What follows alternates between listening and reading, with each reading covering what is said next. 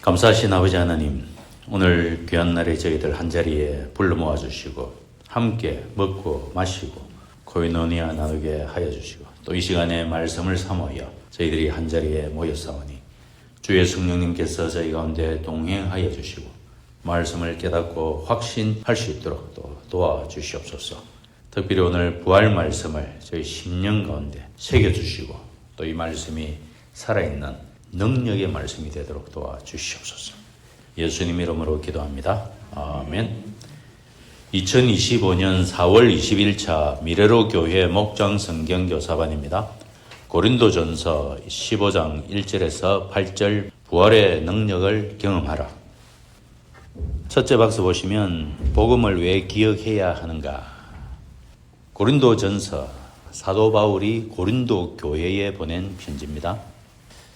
첫 줄을 이렇게 시작합니다. 형제 자매 여러분, 내가 여러분에게 전한 복음을 일깨워 드립니다. Remember, 기억나게 해드리겠습니다.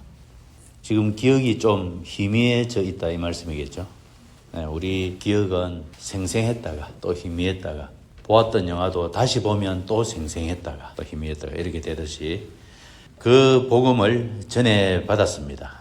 내가 주님께 계시로 받았던 그 복음을 여러분에게 전달했고 여러분은 그 복음을 그대로 받았고 또한 그 안에 서 있습니다 하여 고린도 교회에 이 복음을 전했을 때와 이 편지를 쓸 때 사이에 지금 시간 간격이 몇 년인가? 대강 5, 6년 정도입니다.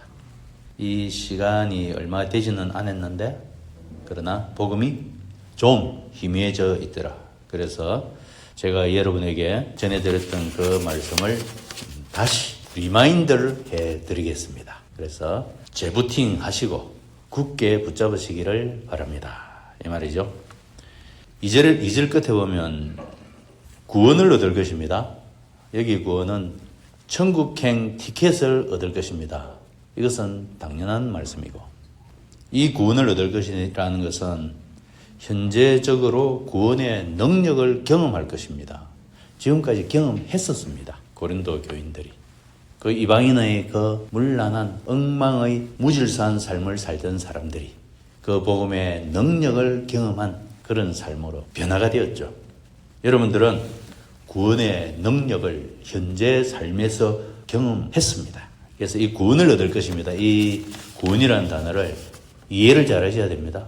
나이 드신 분들은 구원하면 죽어서 가는 저 천국 혹은 우리 장례식장에서 잘 쓰는 말로 천국행 티켓. 우리 부모님이 믿고 죽으셨으니 천국의 만남의 장소에서 우리를 기다리실 것이다. 그것은 천국행 티켓이겠죠. 그러면 유족들이 받는 위로는 무엇입니까? 유족들이 삶이 고달프고 애달프고 슬프고 아플 때 우리 아버지 어머니 천국에 가 계실 것이다. 그것을 바라보고 위로를 받으면 내 삶의 문제가 다 해결이 됩니까? 안 되지 않습니까? 천국행 티켓을 생각하면 우리 부모님에 관한 문제는 위로가 되지만 내 삶의 문제는 그 천국행 티켓으로는 위로가 안 된다는 사실이죠. 삶은 실제적인 문제 해결의 능력이 필요한 일이기 때문에 그렇지 않습니까? 그래서 이 구원이라는 것을 천국행 티켓에만 제한시키는 짜투리 복음, 반쪽 복음, 여기 우리가 속으면 안 됩니다. 실제 우리 살아남은 자들에게는 그 천국행 티켓보다 더 중요한 것, 현재 삶에서 복음을 능력으로 경험을 하고 있는가? 이 부분이 더 중요한 질문이 안 되겠습니까? 그것을 일컬어서 온전한 구원 이렇게 말하고요. 우리가 그 구원이라고 말을 할 때 죄에서의 구원은 기본으로 말을 하는데 좀 더 정리된 용어로 말하자면 정체성의 회복이 구원입니다. 우리는 이방 죄인으로 살다, 하나님을 떠난 죄인으로 살다, 죄에서 구원받았다 하는 이것은 우리의 신분이 하나님의 백성으로 바뀌었다. 신분의 변화, 정체성의 회복, 이게 구원을 말하는 것이지요. 그래서 우리가 이 정체성을 잊어버릴 때 들었던 그 복음이 희미해져 가는 것입니다. 내가 하나님의 백성이라는 이 정체성이 분명하면 이 삶에서 하나님의 백성답게 살아가고자 노력하게 됩니다. 성령의 도우심을 구하고. 그러나 이 정체성을 잃어버리면 지난주에 이야기했죠.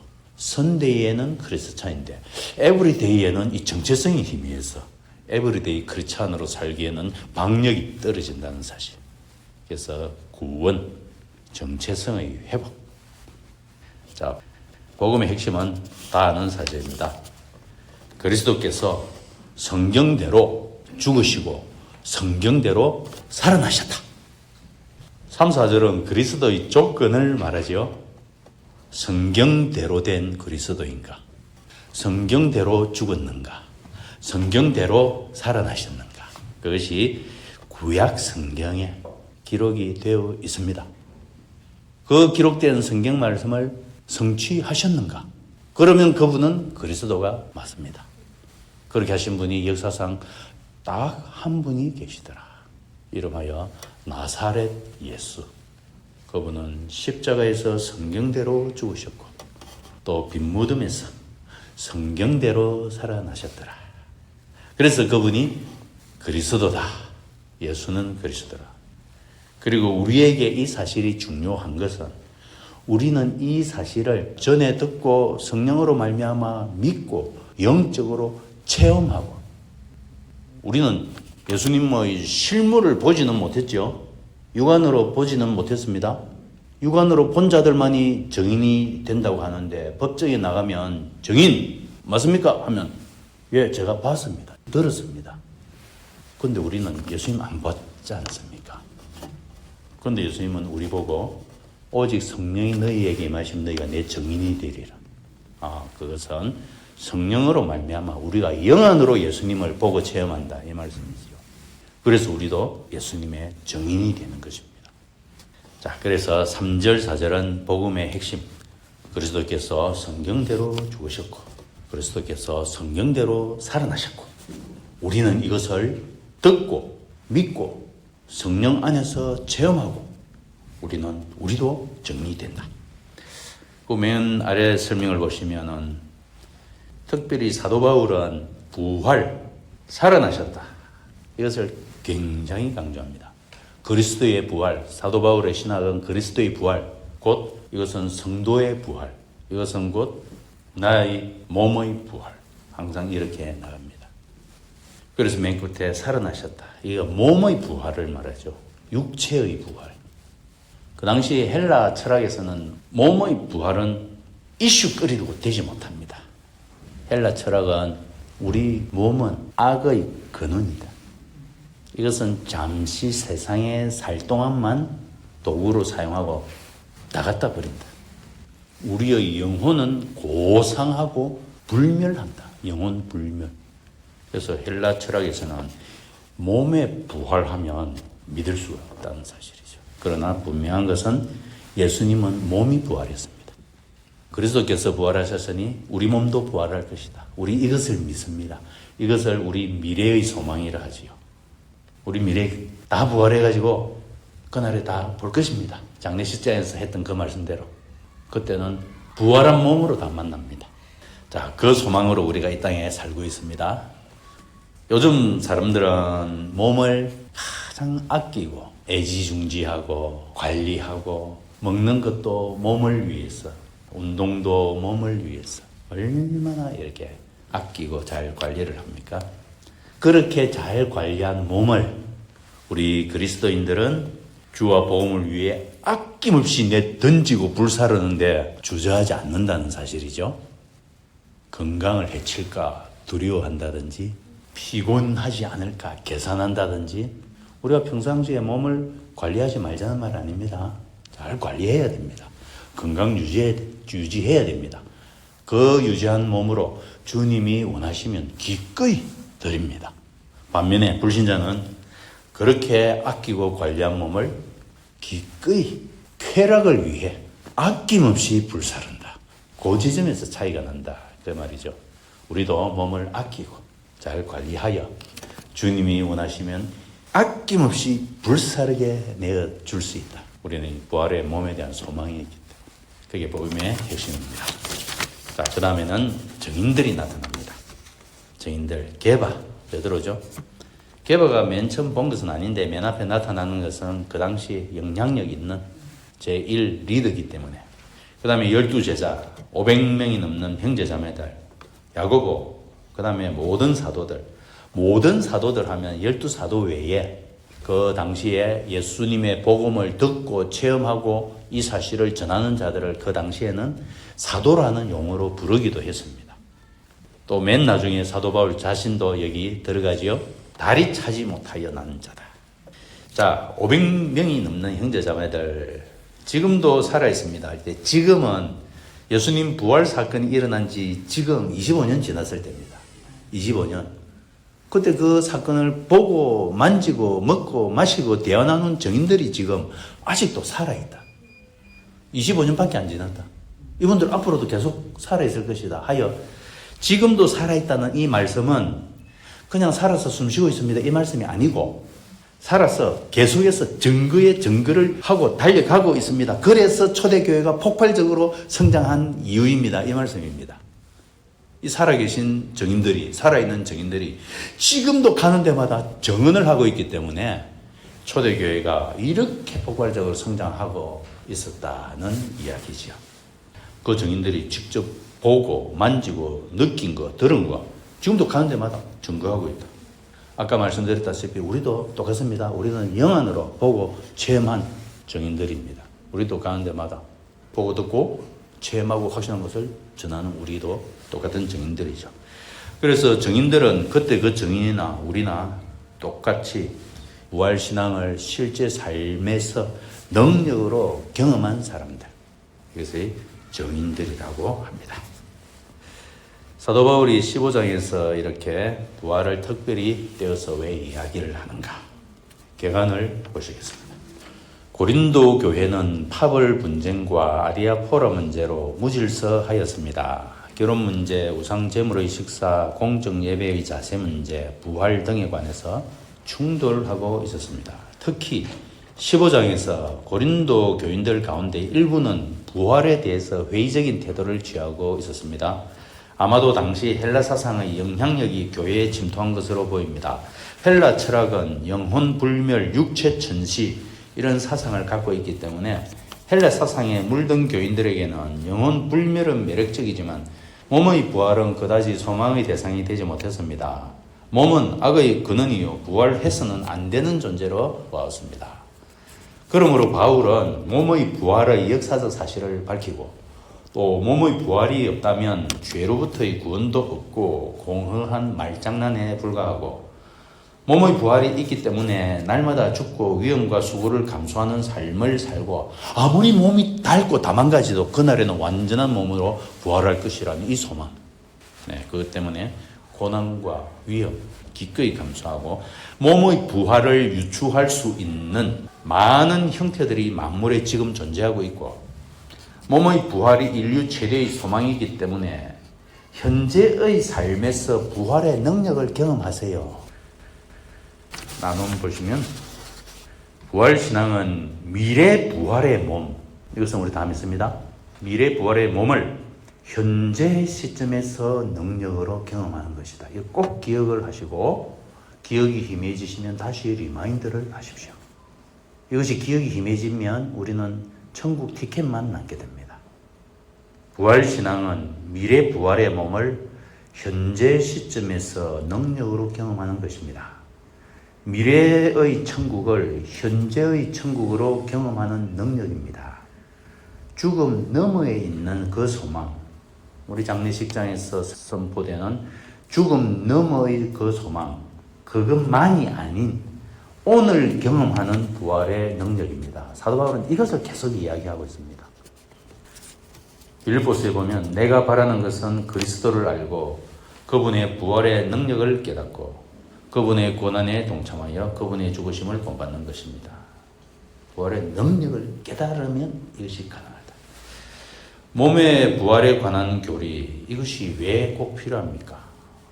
교리의 문제는 성도의 실제적 삶과 직결되기 때문입니다. 죽은 사람이 가는 저 천국, 자꾸 간다고 하죠. 천국에 가는 거 아닙니다. 예수님이 귀신 쫓아내고 하신 말씀, 이것이 무엇을 의미하냐? 그 천국이 여기에 왔느니라. 왔다고 하는데 왜 자꾸 간다는 말만 반복하느냐? 왔다. 그것이 너희 속에 있다. 성령으로 증명이 된다. 왔다. 왔으니 현재적으로 누려라. 부활 능력으로 그 말씀이죠. 그래서 죽은 사람이 가는 저 천국만 막연히 바라본다고 내 현재 삶이 풍성히 채워지지 않습니다. 부활신앙은 이론이 아니라 능력입니다. 감사하게도 부활의 능력을 삶에서 온몸으로 경험한 사도들이 우리를 권면하고 있습니다. 사망 권세를 박살내신 예수 부활의 능력을 우리는 성령 충만을 통해 현재의 능력으로 경험하게 됩니다. 그래서 이 복음은 모든 믿는 자에게 구원을 주시는 하나님의 능력입니다. 하여 우리가 이 말씀을 쓸 때 조심해야 됩니다. 부활하신 예수님, 하나님 우편에 앉아 계시는 예수님, 그래서 앞으로 오실 예수님, 오고 계시는 예수님, 이 다 미래형입니다. 그분을 바라보고 현재의 위로를 받자 뭐가 빠졌죠? 이럴 때 쓰는 예화가 있습니다. 남편의 선물과 아내의 고달픔. 남편이 중동에 일하러 갔어요. 몇 년간. 그래서 받은 선물을 매달 돈으로 아내에게 꼬박꼬박 보냈어요. 그리고 필요하면 내보러 오라고 비행기 티켓까지 다 보냈어요. 남편은 당분간 못 와요. 귀한 때는 한참 멀었어요. 선물을 왜 보냈을까요? 그 선물을 받을 때 아내는 남편의 사랑을 기억하고 그리워하고 사모하고 그 남편에게 부끄럽지 않는 삶을 살고자 노력하는 아내죠. 그렇게 살던 아내가 병이 들 때가 있고 또 생필품을 구입을 해야 될 때도 있고 또 뭐 소송이 붙어서 일이 생길 때도 있고 또 하다가 가게를 확장할 때도 있고 어떻게 해야 되죠? 그때 쓰라고 남편이 선물을 보낸 겁니다. 그 통장과 티켓을 왜 보냈습니까? 그 아내가 연약하니까 연약할 때, 아플 때, 서글플 때, 고달플 때 통장 열었어. 병나고 아픈데 치료비도 안 쓰고 집에 리모델링도 하면 좋은데 리모델링도 안 하고 고기 좀 먹으면 낭비하는가 싶어서 풀만 드시고 그래서 남편이 귀국했을 때 빼짝 마르고 병든 몸으로 나타나면 남편의 마음이 어떨까요? 티켓과 많은 선물을 보냈는데 맨 밑에 사진을 보세요. 부활하신 예수님의 선물. 부활하신 예수님은 우리 남편입니다. 오실 남편만 바라보고 있으면 안 된다는 사실이죠. 오실 남편은 오십니다. 그 남편만 바라보고 위로받고 그러면 내 삶의 현재적인 고달픔과 아픔과 서글픔은 오실 남편만 바라보면 되겠습니까? 안 되지요. 우리 남편은 그래서 우리에게 선물로 보내주셨습니다. 성령님을. 그래서 우리는 성령 충만을 구하라는 게 우리 남편의 간절한 소원입니다. 그 성령 충만을 통해서 아내가 건강하고 현재에 활력 있게 활기차게 살고 그리고 오실 남편을 정언하는 삶을 살도록 이렇게 돕고자 우리 남편이 우리에게 성령님을 선물로 보내셨습니다. 그러니까 오실 예수님, 오고 계시는 예수님, 그것은 사실입니다.